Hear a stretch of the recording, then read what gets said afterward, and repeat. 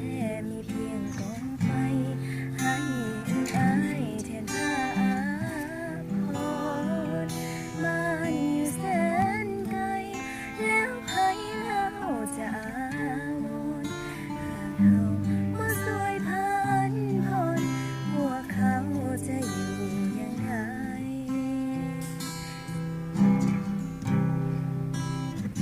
เสื้อผ้าพื้นเก่า